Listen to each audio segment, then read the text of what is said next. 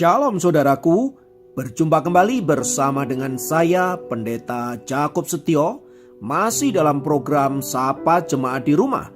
Kali ini kita akan bersatu bersama-sama, mari kita berdoa. Bapa kami rindu, firman-Mu sungguh memberkati kami, dan biarlah melalui renungan firman itu, kami semakin dikuatkan, diteguhkan di dalam pengiringan kami akan Engkau. Kami siap diberkati. Terpujilah namamu kekal selama-lamanya. Dalam nama Yesus kami berdoa. Haleluya. Amin. Firman Tuhan kali ini terambil dari Mazmur 25 ayat 4 dan 5. Mazmur 25 ayat 4 dan 5 berkata, "Beritahukanlah jalan-jalanmu kepadaku ya Tuhan, tunjukkanlah itu kepadaku. Bawalah aku berjalan dalam kebenaran-Mu dan ajarlah aku. Sebab Engkaulah Allah yang menyelamatkan aku, Engkau ku nanti-nantikan sepanjang hari." Saudaraku, setiap manusia pasti pernah mengalami apa yang namanya pergumulan hidup. Ini adalah masalah semua orang. Tak terkecuali orang-orang yang hidup takut akan Tuhan juga pasti pernah mengalami apa yang namanya pergumulan hidup. Orang seperti Raja Daud yang hidupnya dekat dengan Allah sekalipun juga tak luput dari apa yang namanya pergumulan hidup. Bahkan ketika kita membaca Alkitab, kita menemukan bahwa pergumulan yang dialami Daud ternyata jauh lebih dahsyat dari pergumulan orang-orang yang tidak mengenal Tuhan sekalipun. Namun lewat pergumulan yang dialami oleh Daud itu, kita bisa belajar banyak hal di dalamnya. Secara khusus, dalam Mazmur 25 ini, kita lagi-lagi membaca sebuah doa dari seorang Daud yang tampaknya sedang menghadapi masalah yang sangat berat dalam hidupnya. Dalam kondisi yang demikian, apa yang dilakukan oleh Daud? Saudaraku, ternyata Daud memilih untuk berdoa kepada Tuhan. Pertanyaannya, apa yang dia doakan? Apakah agar masalah yang ia alami segera berlalu dari hidupnya?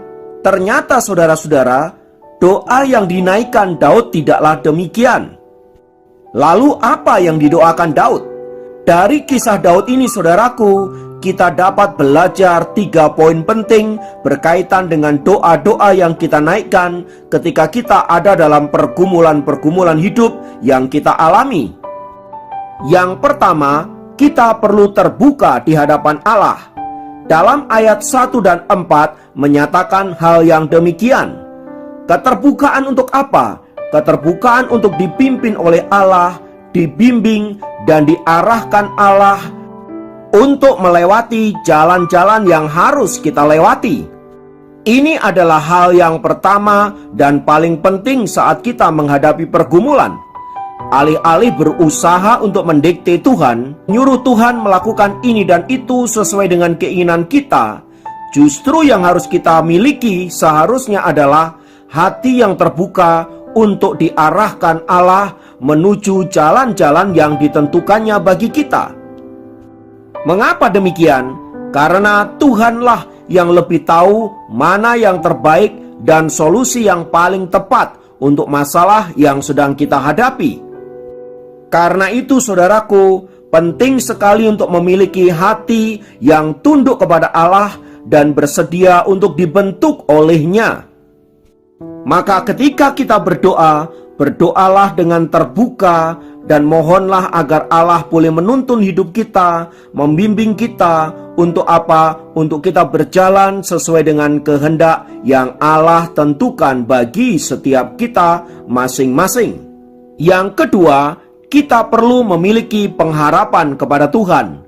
Saat kita berdoa, kita sedang berharap pada Allah. Berharap untuk apa? Berharap agar Dia menolong kita dan memberikan kita kekuatan agar kita dapat melewati setiap situasi yang kita hadapi. Sebab doa bukanlah salah satu alternatif agar kita bisa lepas dari masalah.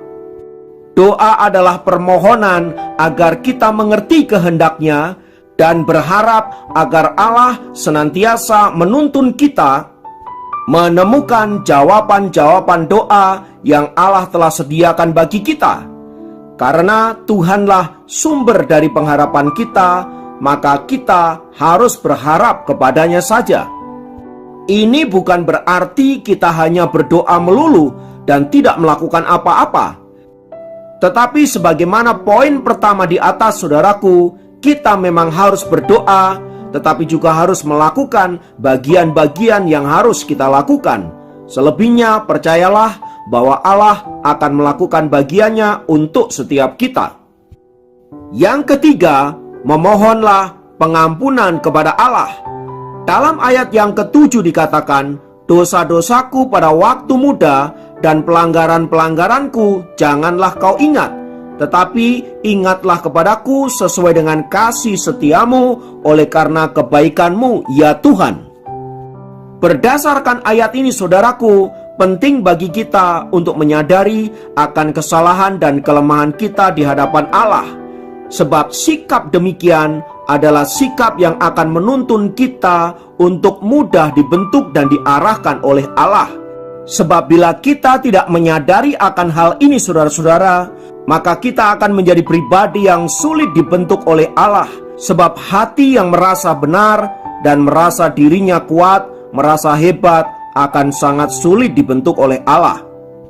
Tetapi ketika orang sadar bahwa dirinya lemah dan rentan dalam hal dosa, maka ia akan mau dibentuk dan perlindungan Tuhan pun akan menyertai dia.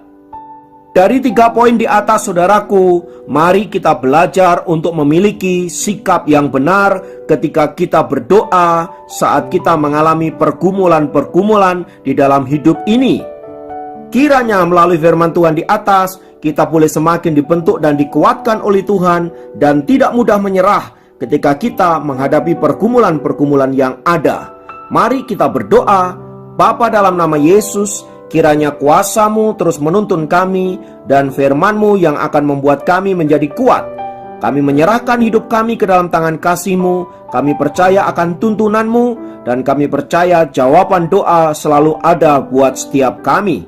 Terima kasih, kami berdoa dan mengucap syukur di dalam nama Tuhan Yesus. Haleluya.